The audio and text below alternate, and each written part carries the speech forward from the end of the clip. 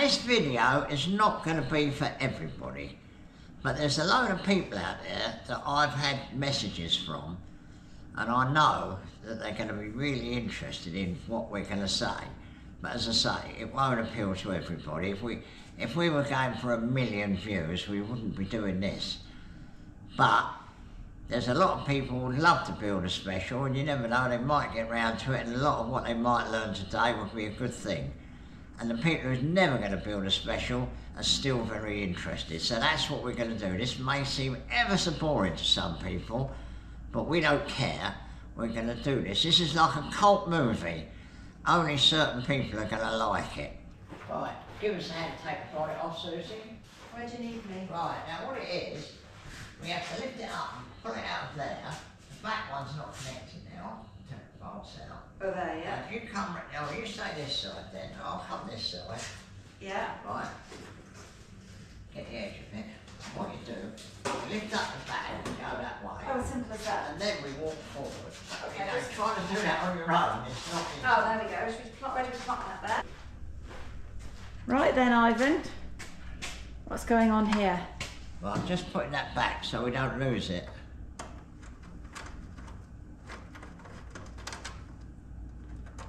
So we're going to start right at the front of the car, Susie, and then we're going to go back.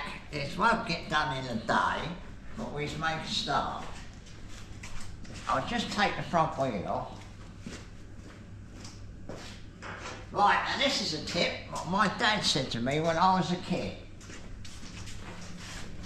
Knock-ons, just always knock them forward. You can't go wrong. So all you've got to do, so if you're going to hit that, you want to knock it forward, and it will come undone.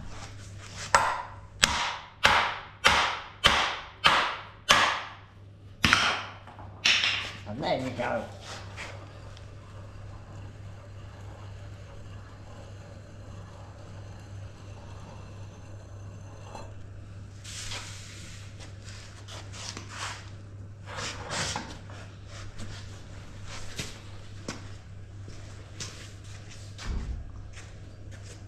And backwards to do it up.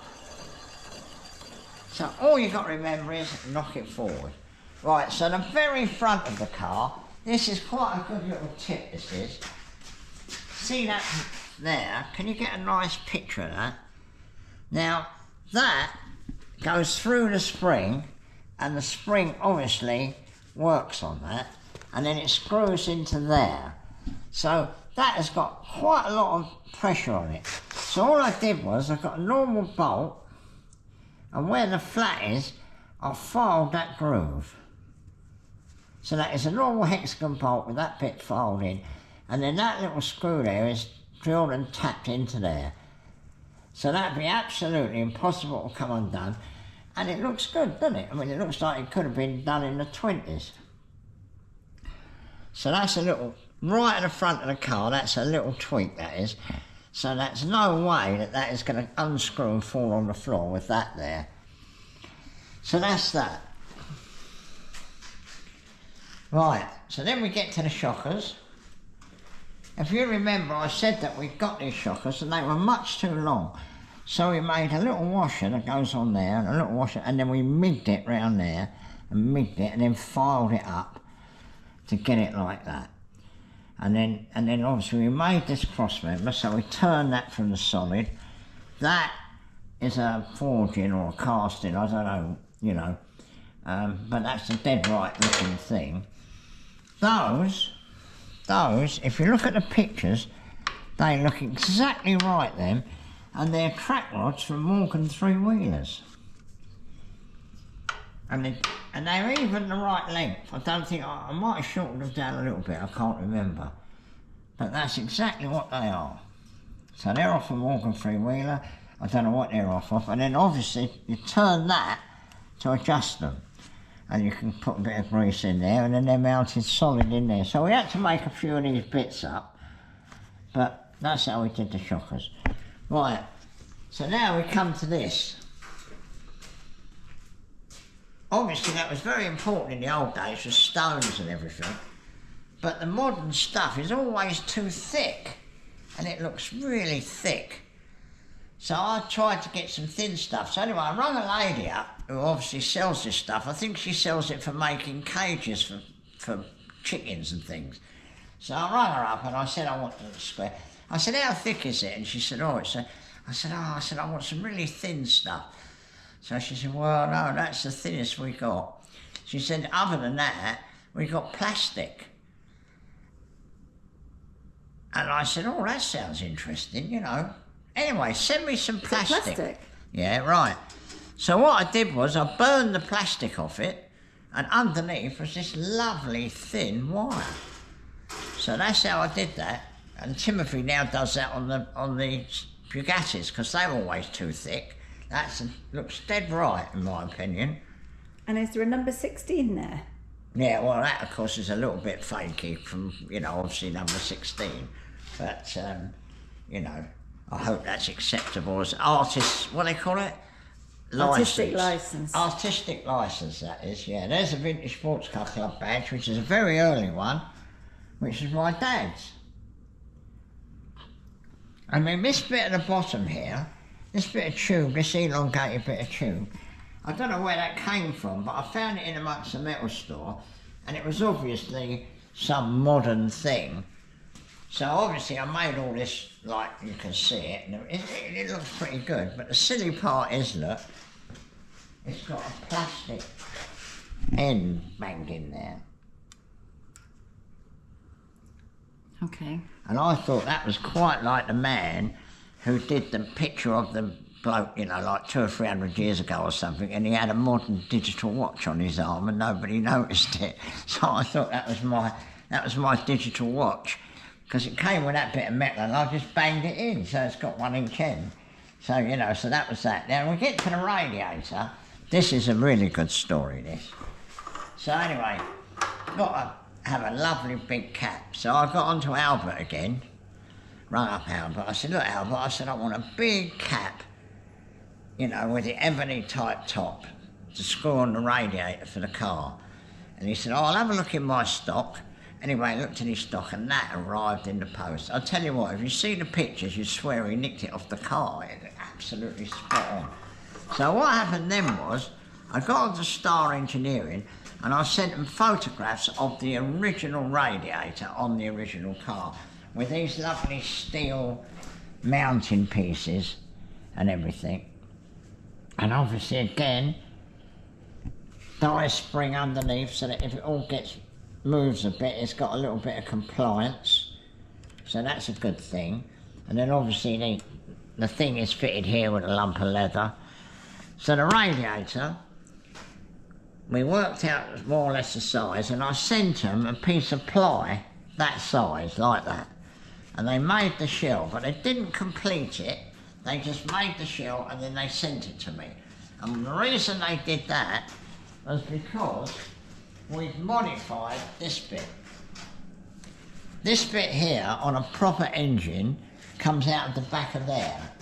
So if you see a Hall & Scott car, you'll see a bloody great pipe comes up like that and goes all the way forward to the radiator. So it's no matter how much you try to disguise it, sometimes people mount a radiator on it and blend it into the radiator. Well, I didn't like any of that. So what we did was, we machined a little bit off of there and a little bit out of there, and we managed to fit this wire piece in, which you can see. And then we made those, we got a piece of inch bar and we bent it at right angles like that, and then we fabricated these from copper. But I can't believe it, and I didn't know. Something happened one day and we found out that you could TIG weld copper.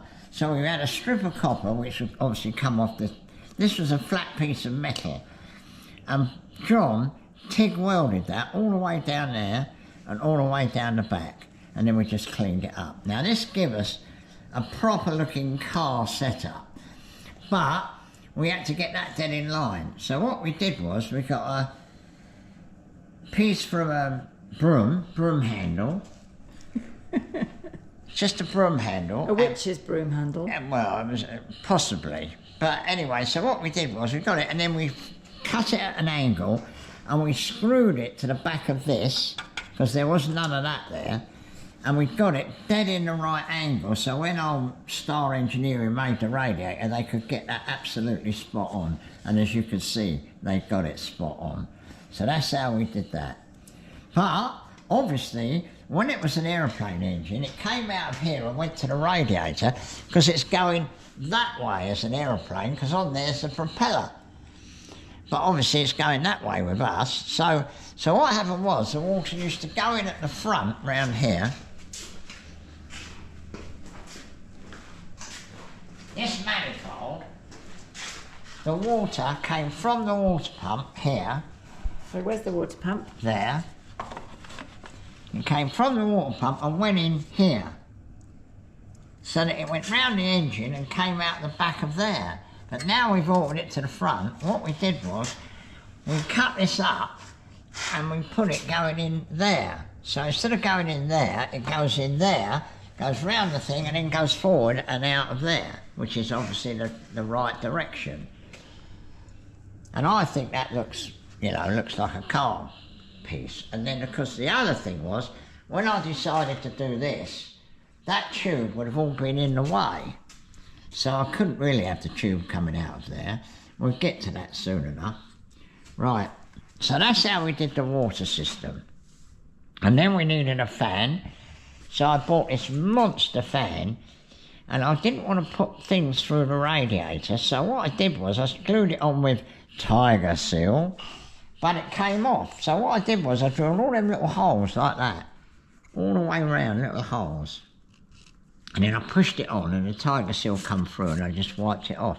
And it's never given any trouble. But that is fantastic. And as the battery is still connected, what we do, we'll put it on, because you'll see it's a really good thing.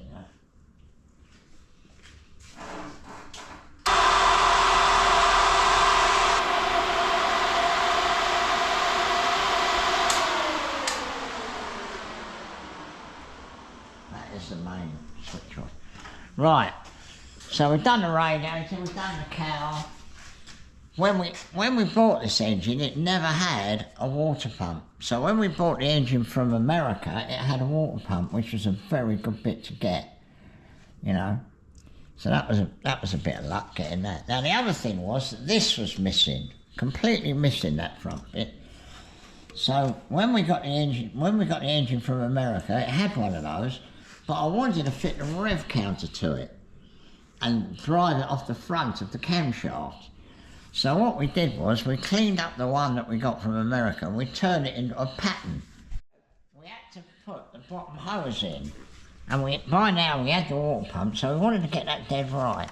So what we did was, we found a bit of alley casting and we welded it up, and John machined it up, and it bolts into the bottom of the radiator. So that was quite good. And the man at Star was very impressed with that. He thought we'd done a very good job there. So that was that. So that sorted that out. So that's the cooling system. Along there, in the back of the cylinder, comes up there, runs along, comes out there and goes into the radiator. And it's never given any trouble. And the only time I've had to use that was in Italy. We were queuing up to go on the rostrum sort of thing that they had there, and it was really hot, and it started to get hot, so I switched that on, and it saved the day, really. So that was that. So then we made this, and then what I did was, I left a lump on, I made a lump on the original one to stick out, so we could hold it to machine this bit, and then machine it up to take the right angle drive. And believe it or not, I had that right angle drive in stock. It's just an old thing that I had, probably bought it at Bewley years ago or something like that. And then you look at the actual drive cable, which is this that goes along there, and up and into the rev counter, I had that as well. It was much longer, but you know, it looks like it's been on there for 100 years, but it hadn't. It's we made that. Well, we didn't make it, we had it in stock. So that was that, and then that comes up here and goes into the rev counter. Is that the rev counter here? Yeah. And that came with the engine. So we had the proper original rev counter that it would have had when it was in an aeroplane, I suppose. So that was a bit of luck, really. Yeah, so that's that. So now we've got the springs. Well, there's a story attached to them, as usual. What happened was, I'd already got the car standing on its wheels, and I'd sorted out where the spring angle goes, because you can see there's a big mark there, and I think that's left over from when it was obviously whatever it was, and there was a wing iron or something there. But anyway, so I'd mounted all the springs, and I'm at Bewley sitting there, and a bloke walks by with a wheelbarrow, and he's got 4 springs on it. And the springs have got solid eyes. See that in there? So anyway, so now I've bought these lovely springs. I don't know what they come off of. I think the man had died or something, and this lady said, you know, she got these things, and could you take them to Bewley and sell them? Anyway, I gave him quite a lot of money for them, but they're just beautiful. In fact, if we go to the back section, you can see it much better here. See, they're not turned over, that is a solid lump. I mean, yeah, that's better. You'd never get them made today. That, you know, that is. So I had to have them. So then I took all the spring hangers off, moved them all, and did everything so that we could put the solid eye springs on. Right, so then we drive the car for the first time, and it wasn't very good actually, and it needed a bit of caster, so we made up this wedge. See that wedge in there? Look, thin at the front, thick at the back. So that tilts the axle that way, and it transformed the car. Absolutely made it so much better. So that was getting, what do they call it, caster. Yeah, that's called caster. This is the Albert axle. Now, when this come from Albert, it didn't have the king, it had all of this, but it didn't have the thing in the middle. But the wonderful thing about this, and the reason it's got such lovely steering, is in there, in that big lump there, there is a lovely tapered race. You know, like you'd have on a back axle or something. It's a Timken tapered race. So the whole weight of the car, which is pushing up on there, is resting on this lovely tapered race. So I thought, well, this would be quite good, because we had to do something at the end of the king pin. So I made this up, and we put those on so that could get some oil. So that's done a load of work now, so I shall unscrew that, take that off, give it all a nice clean, top it up with oil, and then when you want it to work, you go like that, and it opens a little valve and the oil drops through, and I think you can even adjust it, and then you do that and it turns it off. So that's quite good, that. And people love this, they always look at that and think that looks marvellous, but, well, it is marvellous, but, you know, I doubt if it was on the original car. But it looks good. So they're Bentley hubs, modified, and the braces in them have got no slack whatsoever. In fact, they're under tension. People argue with me about this. They've got tapered race there and a tapered race there, and they're actually under tension. They've got a thrust on them. Now, if you take a back axle, I went and bought a brand new diff unit for my Escort years ago, and that's got tapered races in it. You could hardly turn it, they were so tight. So and obviously once you've done a few hundred miles, it probably loosens up. Well, I took it to bits anyway and loosened them all up, because obviously going racing, you ain't going to do hundreds of miles, so I loosened all that off and it worked lovely. But I still left it under tension. So they have got preload on them, and there's no slack whatsoever, and they've now been on it. Must have done a few hundred miles, this car. So that is what I reckon you do with Timken races, but a lot of people might argue with me there. So now we come round to here. This front axle, I think, was on an early, you know, a teens American car, but it looks very much like the original Peugeot one, looking in the pictures. But what happened was, this arm here came off the back of this arm. So you can see where I've cut it off and cleaned it all up. What it did, it came off of there and went round like that. Well, of course, this car didn't look like that. So what we did was we made this up out of EN36 and bit on the end there so you can put a ball joint in it. But where do you put it? So what we did was we threaded the end of this and we screwed it on the end of this one so it went in place of the nut. So we tightened it all up and then we kept filing that off until we got it so it went really tight, and then we put this lug on and that bolt there goes through and holds the kingpin in. So that could never come loose. We put that bolt through this lug so that could never come loose. Obviously to take it off you'd have to take that off and then unscrew it. But that looks dead right compared to the original Peugeot. And that's what we were aiming for. We wanted it to look dead right. Now when I made it the first time it come to about there. And the steering was too low geared. So what I did was I bent it a bit more, moved it in. So that there was, so in other words, when that moves a little bit, it moves this further rather than being out there. So that was like 2 hits at that. But EN36, they used it on Bugattis, and they call it the Mr. Conway, because I used to talk to him about all these sort of things. It stands a lot of bad heat treating. It's sort of, you know, it's very compliant with, you know, warming it up and bending it and goodness knows what.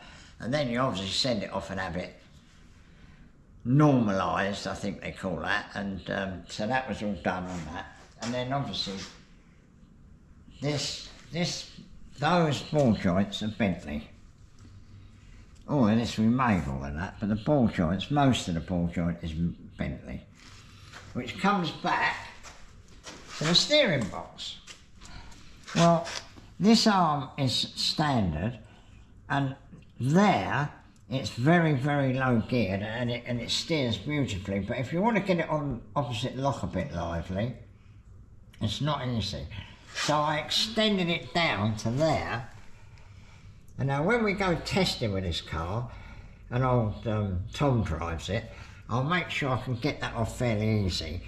And I'll let him drive it like that, and then I'll let him drive it like that, and he can decide what he prefers. Because if it goes on opposite lock, it's much easier to get it on with it down there than it is up there. And I made a very good job of that. There's no way that's ever going to fall off. The steering box was literally something I had in the shed. Now where that come from, I've got no idea. But I had to make this bracket up out of big lumps of metal, you can see.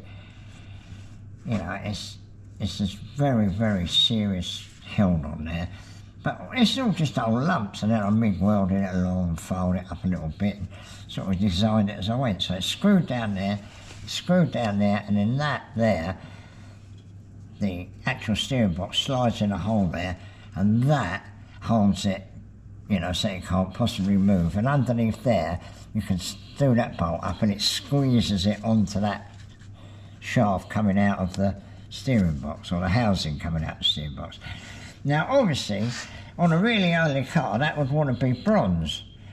And it looks lovely, doesn't it? Well, it wasn't bronze, it was iron, and I painted it with an aerosol can. No one's ever said to me, oh, is that bronze? You know, well, they just think it's bronze.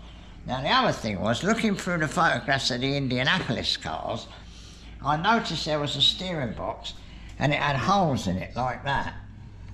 So I managed to buy a bit of brass that was a lovely fit, so I drilled holes in it before I slid it on, to get that look. So that looks, you know, like the steering box that was in the pictures of the Indianapolis cars. I don't know if it was a Peugeot necessarily, but it was definitely like that. Now this lovely bit here, which you could never fake, I mean, you know, that is a lovely bit, that, and of course what it does, it makes the steering absolutely solid. So I'm in Spain, went to see the man, Spano man, and we went out the back to look for some wheels that old John Champ wanted for something, I don't know, but anyway, we went out the back. And in the mud, there was a steering box, totally and utterly rusted scrap. But on the top of it was that. And I thought, oh, I've got to have that, because I could see that it would be a really good bit to have on the top of the steering box. So I said to him, can I buy that off you? And he gave it to me. So that was very kind of him. And of course, this being bronze, it wasn't deteriorated at all. So that actually got that. And then obviously we made these bits up. So that is absolutely solid, because trying to mount the steering box down there and having nothing holding it up to there, it's going to move in your hands, and I didn't like that. So that was a real bit of luck, that. And then we made the steering wheel, but on the previous video I told you how we made the steering wheel, so there's no point in saying all that again. But this here, I drove it down the road.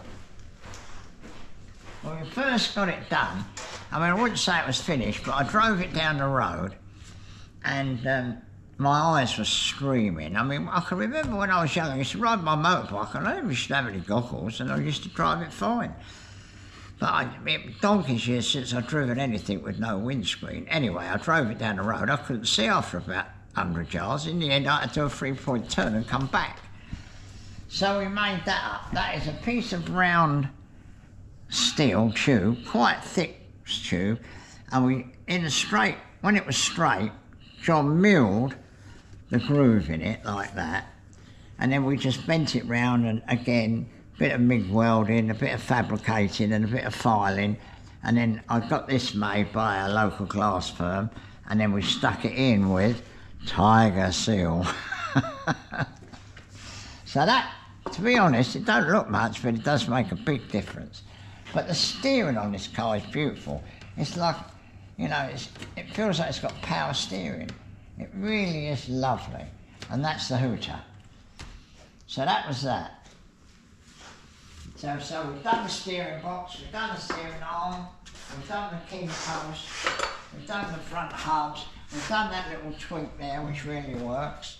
And we've done the shock absorbers, and we've done the radiator, more or less. So now the rev counter drive, we've done that.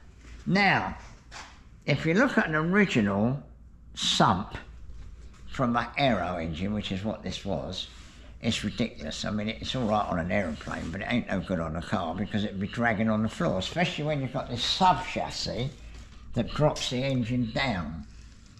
So I had to cut the sump off, and I mentioned that in the previous video, how I did it with the piece of bronze, piece of copper.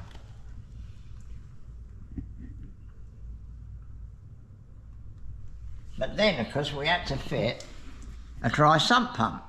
Now, I have quite a collection of dry sump pumps, because I was at Bewley once and I bought a whole load of Formula Ford stuff, you know, a real load of stuff, which I had for a time, and I took the bits out I wanted and I flogged the rest of it.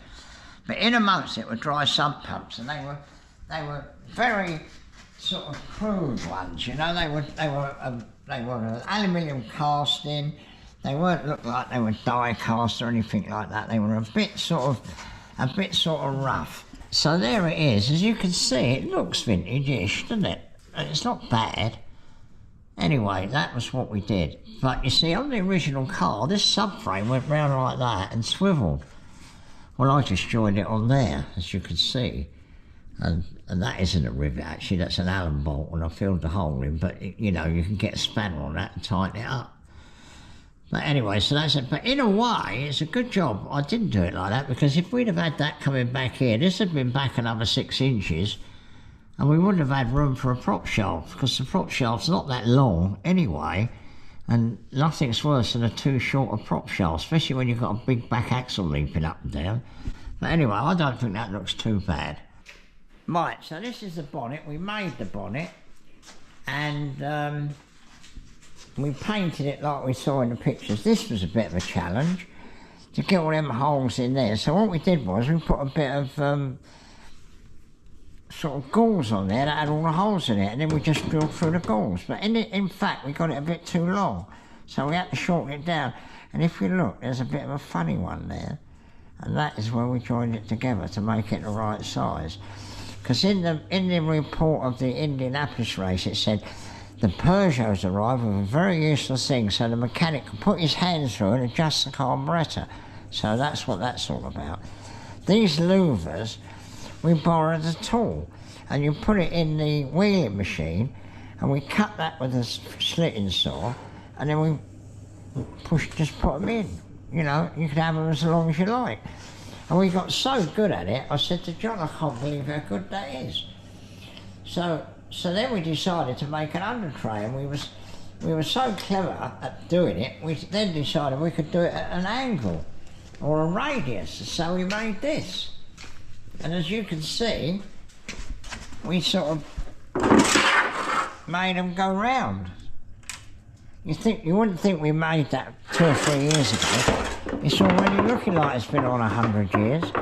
But this bit here misses the starter motor.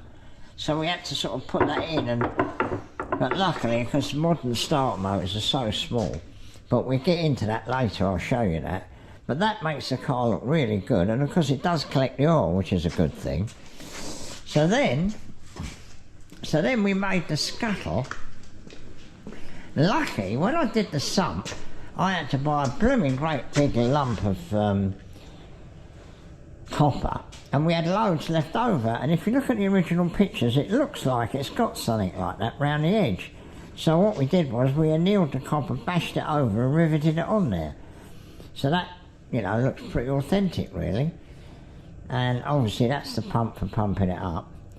So that's it really, and then if you look at the original pictures, you can see this extra strong bit that's put in with all the holes in it, which keeps the shape of the bonnet, which is really good. Got the bonnet hinge, I think the firm we get that from is called Piano 40. And I put the spare spark plugs on there, because I thought, when the mechanic lifts the bonnet, and it's got a dodgy plug, that would be the best place to have them. We've never used them, mind you, I just thought it might look authentic. So then we did the floorboards. The floorboards we made out of aluminium, thick aluminium, because they want to be strong and proper. So that's the one that goes up where the pedals are. As you can see, 1/4 inch thick, but it's really good. But when I had Black Bess, and I looked after Black Bess, the floorboards in Black Bess were covered in this lino, like this, which goes all the way through the colour. So I decided that was the thing to do. But getting that lino, I thought we'd just buy it. We couldn't. We had to get that from America. So we got that from America. Anyway, I'll go into this French museum of cars down in the south of France, and there's this thing hanging on the wall. Peugeot written on it and everything. So I said to the bloke, you know, I said, oh, I've got this car and I really, really would like to buy that. And in the end, I gave him €100 for it. Wow. And it's authentic, it's even got, look, it's even signed and everything. And you can look that bloke up. He specialised in doing stuff for graveyards, like angels and stuff like that. But anyway, I thought it looked good, and I couldn't think of anywhere to put it, so we stuck it on the floorboard. Now, walking around Bewley again, this is like, I don't know, probably 2 years after we bought the engine. I'm walking around Bewley and this Frenchman's got a seat with this lovely original trim, but it's about this wide. So it obviously came off of one of them big old cars, you know, around the back of a big old sort of limousine. Anyway, I managed to buy it off him. It wasn't a fortune. So what we did was we took out, I think, about 4 of those like that, and then we cut it, we welded it down the middle, and then we sewed that back up, because I wanted this lovely looking trim. That was what I was really interested in. And obviously this is all original, and it's all a bit crabby, and it obviously had a hood thing or something in there, so we welded that up. But if you look at the original pictures, you can see it's mounted on a lump of wood like that.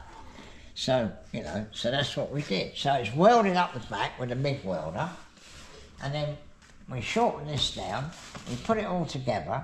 We took a lot of the padding out, because in actual fact it could have done with being a bit wider, but I hadn't thought of that. So I can only have nice slim girls come with me in this car, so it's quite good really, because it's very cosy. And then I put this on, and these things, I had a load of them. I can't remember where I got them from, but I thought, well, they look all right, so we beat those in, and this bit here. And then, of course, everywhere where it was all a bit iffy, and it is a bit iffy, we repaired it with Tiger Seal. So that's it. So that was the seat. And then the bottom, we didn't have a bottom, but anyway, we made the bottom. And old John, because old John, you know, he's quite good on the old sewing machine, and we've got an industrial sewing machine.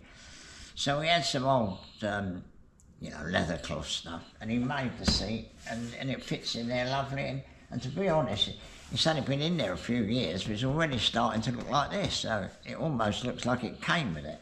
So that was good. So that got that done. The reason this is all on here is because we're going to take the gearbox out, because I've got to improve that clutch. So that is one of the jobs, and obviously we'll go through that with you when we get to that far. These instruments, that came with the car, but I made these bits up to make it face towards the driver.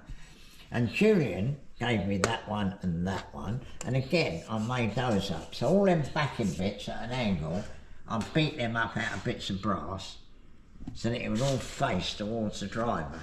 This little thing here, you pull that out like that, and it sticks, and then what it does, it goes down here and it pulls these taps open, and that lets the compression out there, so it's sort of like on half compression. So I suppose when they were trying to start it with a big propeller, they probably did that. I've never ever used it very much, but I mean, if the battery's a bit flat or something like that, you pull that out and very often it whizzes over and starts. It starts all right with those open, but it halves the compression. And I didn't take them off because I thought, well, you never know, we might need it. And as it happens, the thing in here, this brass thing, this thing, I don't know where I got that from, but it might have come with my dad's stuff. But you see, it stays there, and then what you do, you pull it like that, and you lift that, and it goes back in again. So that's how that works. And there's your twin spark Delco Stutz Bearcat distributor. But we had lots of trouble with the caps. They used to jump in and everything. So anyway, we're looking through our caps, and these are off of a Ford Escort. So we had to extend that up and use a Ford Escort, one of them. But that's how we managed to sort that out and not have, you know, sparks jumping everywhere. Yeah, so that was a bit of luck. And then all this bit here, we made all of this, and this drive in here and that in there, that's got a Seal for Life ball race in there. And this vernier coupling is very nice because it helps with obviously setting the timing. So all this thing with all the holes in, we made all that. And that's terrific fun making things like that, because, you know, you make a little bit of it and you think, oh, we'll cut that bit out and lighten it. Oh, we'll drill some holes in it. Oh, look, that'd be quite useful. We could put the advanced retard on there. Oh, we could put the starter button on there. So all of these things, they evolve. It don't get designed. You know, it's just, again, we design it. And again, look, if you look there, look, that's got a die spring in it. And there's a die spring the other side. So in other words, if the radiator's got a little bit of a bit of some shake on it or something, it doesn't rip. It doesn't rip this bit out of the brass. It's got a little bit of compliance. That's another thing with the exhaust. Now this exhaust, we made this, and all them bends came from Demon Tweaks. And this bit of pipe here came from Demon Tweaks. So what we did was we cut it all the way down there, and then we put Jubilee clips on it, squeezed it all together, and then welded it up all the way down there. Well, now the other thing with pipes is, now I learned this from Morgan Freewheelers, if you've got a big car, you know, a big cylinder, if you weld it straight on there, they break off. They just fatigue and break off. So what it is, this, it slides inside there, and there's a bolt underneath there to stop them popping off. And that is a really good idea. We've never had any trouble with that, but I guarantee if we'd have welded it onto that flange, it would have broken at some stage. Now what happened here was, it was a bit crabby just there, because we had to sort of bend it round, and it didn't look very nice. And old John said, well, what are we going to do there? And I said, well, we could clear it. I said, I'll tell you what, if this was 100 years old, that would have worn through by now, so we just put a patch on there and left it, because we thought that looked pretty authentic. And then this bit here, if you look at the original pictures, that is on the original pit. And then what I did was I had that flame cut, 2 lumps of thick metal flame cut, and then we put it in the lathe and turned that register on it. And then obviously the other one's on the exhaust, it goes together, and then it has a ring of bolts around there. Again, it looks dead right, because that's how it was originally. And then this blooming great pipe, which again was supplied by Demon Twigs. I don't know what they use them on, they must use on big V8s or something, but we had to have a bend that went like that and went like that. And there it is there, look, under the thing. Yeah, come up here, darling. There you are, look, you can see the end of it there. And then I put that tape on it and covered it with the wire, which came with plastic on it, which we cut off. Again, looks authentic, but stops you burning. When you get in the car, you put your hand on that, you get away with it, but you wouldn't if it was just a bit of pocket. So that's it really. I think that's enough for today. We've got a lot more to do. We're going to take the gearbox out, and my plan is I'm going to try and work out about the clutch and how much movement it's got on it. Because what it is, the clutch bolt's on there, and then there's a sort of gap in there where it goes down to the plate.